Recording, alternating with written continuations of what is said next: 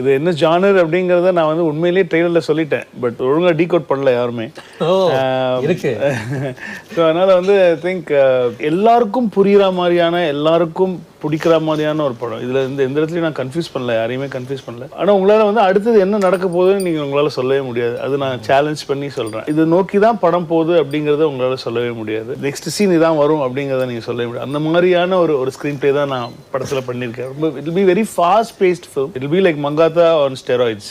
Wow. மங்காத்தால வந்து நிறைய இமோஷன்ஸ் நான் டச் பண்ணவே இல்லை. பேசிக்லி கம்ப்ளீட் பாய்ஸ் ஃபில்மாக இருக்கும். How bad these people are trying to backstab each other, அந்த மாதிரியான ஒரு ஜோனில் மங்காத்தா போயிருக்கும். இது அப்படி பண்ணல. இது வந்து it's about a family man, it's about a family guy. அவருடைய வாழ்க்கையில் நடந்த ஒரு மேஜரான எபிசோடு தான் இந்த படம். காந்தின்னு சொல்லி அந்த கேரக்டர், அவரோட லைஃப்பில் நடந்த ஒரு பகுதியை வந்து நான் படமாக பண்ணியிருக்கேன். என்ன நடக்குது அப்படிங்கிற மாதிரி தோணாது. அவங்களுக்கு க்ளீனாக படம் புரிஞ்சிடும். இல்லை, ஏன்னா மாநாடு படமே எல்லாருக்கும் புரிஞ்சிச்சு. பார்க்குறது